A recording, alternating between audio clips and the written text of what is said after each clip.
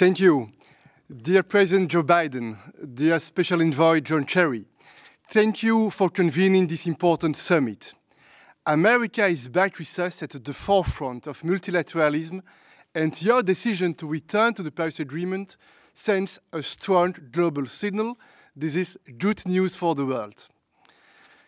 We face a civilizational challenge.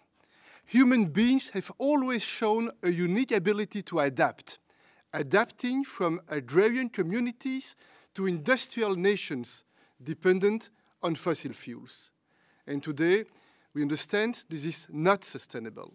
And we must once again adapt to fossil-free economies. This is now the third industrial revolution. In December 2019, EU leaders committed to climate neutrality by 2050, and we were the first major economy to take such a bold decision. And just yesterday, we enshrined our ambitious climate goals into European climate law. In a few minutes, I'd like to focus on two critical areas: green bonds and carbon pricing.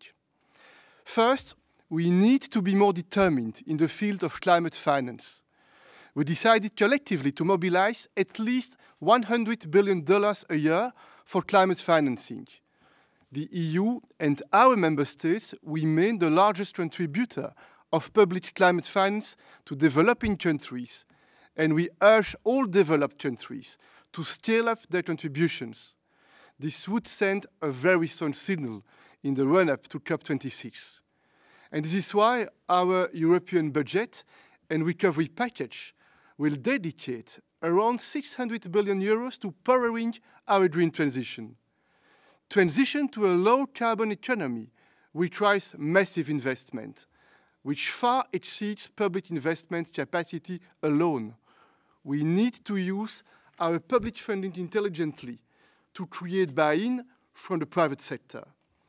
The green transition is our prosperity strategy, and 30% of our recovery package will be funded through green bonds.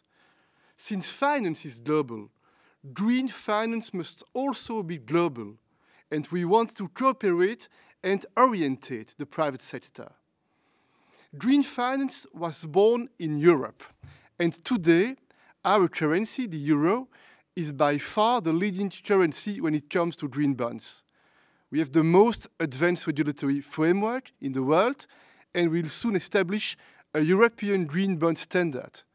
But we need to create the right global regulatory framework. Let's try to provide greater certainty for private investors everywhere in the world.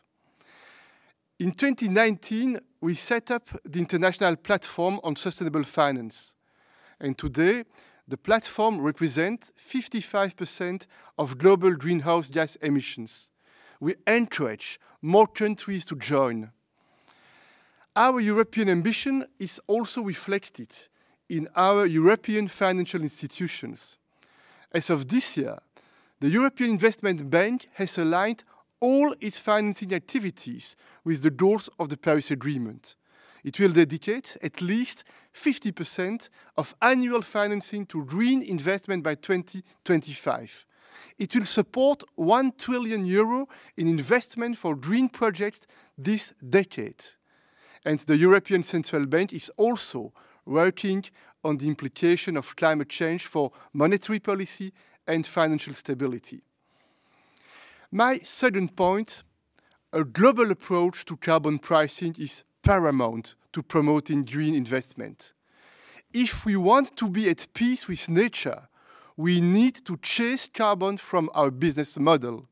This is the only way to change direction. Preserving a global level playing field is essential. We must set the right incentives at the global level, because carbon leakage across our economies is detrimental. And that's why we intend to introduce a carbon border adjustment mechanism. This is needed to ensure a level playing field, and it must be compatible with WTO rules. We are ready to work with all our partners on carbon pricing. Dear leaders, dear President Joe Biden, We want to be a strong and loyal partner, and we are ready to join forces with all global partners, ready to take our collective responsibility for the well-being of our people and the well-being of our planet. I thank you.